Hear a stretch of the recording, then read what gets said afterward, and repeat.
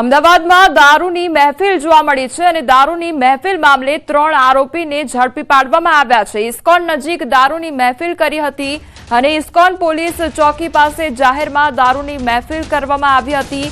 7 જેટલા નબીરાનો દારૂ પીને મ્યુઝિકના તાલે મોજ મસ્તીનો વિડીયો વાયરલ થયો હતો। આ મામલે પોલીસે 3 આરોપીને સકંજામાં લીધા છે। પોલીસે પિયુષ મકવાણા, અમિતસિંહ ડાભી અને મયુર ઉર્ફે કાળી મકવાણાની ધરપકડ કરી લીધી છે।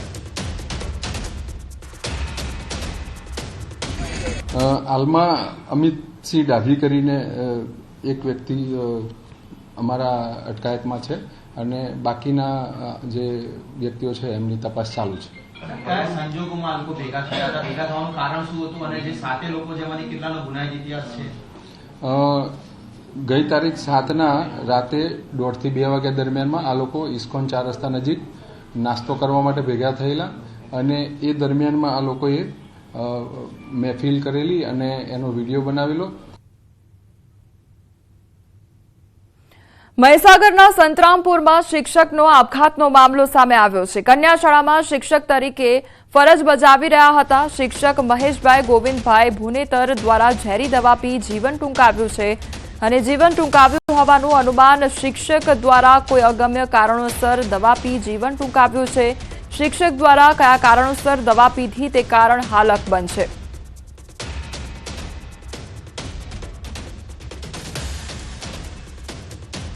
છોટાઉદેપુરના બોડેલીમાં સરકાર દ્વારા બોડેલી એપીએમસી ખાતે કેન્દ્ર શરૂ કરવામાં આવ્યું છે અને સરકાર દ્વારા 7,550નો ભાવ નક્કી કરવામાં આવ્યો છે, જ્યારે વેપારીએ જ તુવેર 6,500માં લેતા હતા, જેથી ખેડૂતોને સીધો ફાયદો થઈ રહ્યો છે।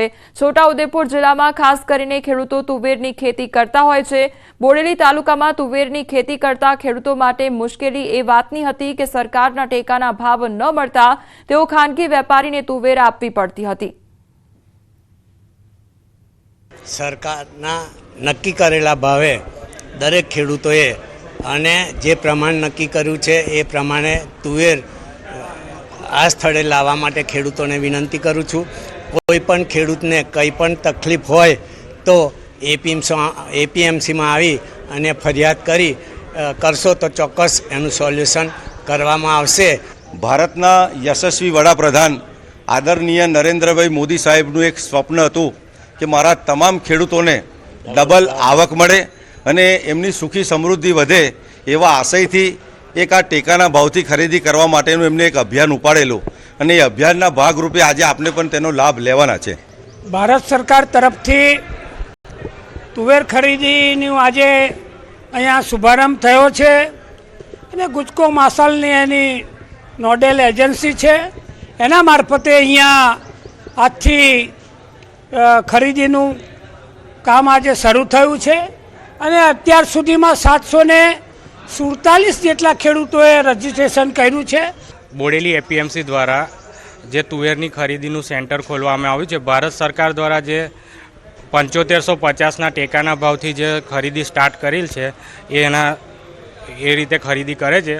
બહાર જે 6500નો ભાવ ચાલે છે અને ભારત સરકાર 7550નો ભાવ આપે છે, જે ઘણું સારું છે ખેડૂતો માટે। હાલ સમાચારોમાં બસ આટલું જ। વધુ સમાચાર માટે આપ જોતા રહો ન્યૂઝ 18 ગુજરાતી। નમસ્કાર।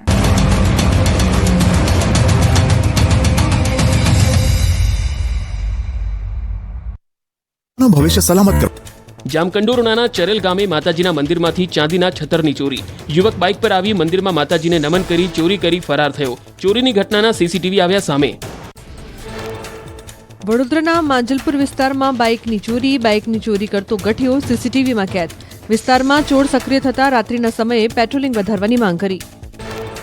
રાજુલા તાલુકાના રામપરા ગામની શેરીઓમાં સિંહો રાત્રિના સમયે ફરી રહ્યા છે શ્વાનની જેમ।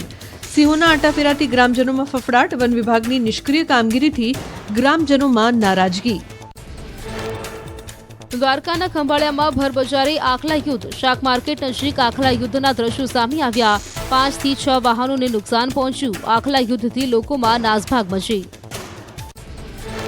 દાહોદના યાદગાર ચોક ખાતે ભોંયરામાં ખાબક્યો આખલો। રખડતા આખલા વાખડતા સર્જાઈ હતી દુર્ઘટના। સ્થાનિકો અને ફાયર વિભાગના કર્મચારીઓએ મળી આખલાનું ભારે જહેમત બાદ રેસ્ક્યુ કર્યું।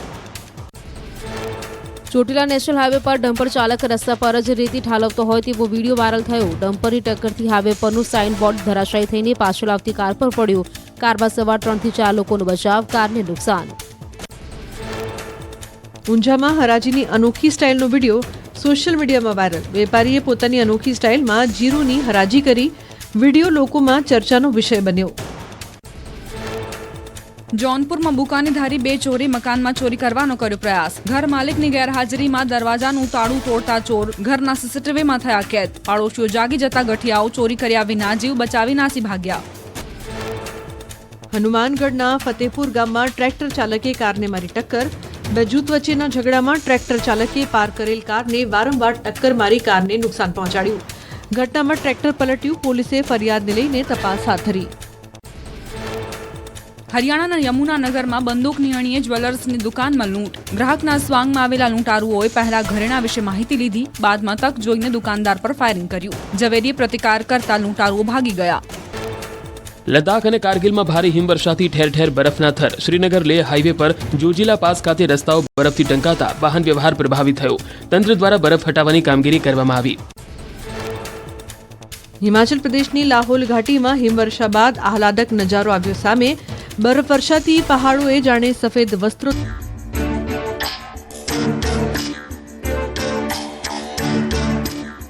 तिरुपति एडिबल ऑयल्स, हेल्दी वाली हैप्पीनेस. માવઠાને લઈને અંબાલાલની મોટી આગાહી. 12 થી 19 માર્ચે હવામાનમાં પલટો આવશે. હોળી બાદ હવામાનમાં પલટાની શક્યતા. અમદાવાદના ઇસ્કોન નજીક દારૂની મહેફિલ કરનાર 3 આરોપી પકડાયા. અન્યના બિરાઓની શોધખોળ ચાલુ.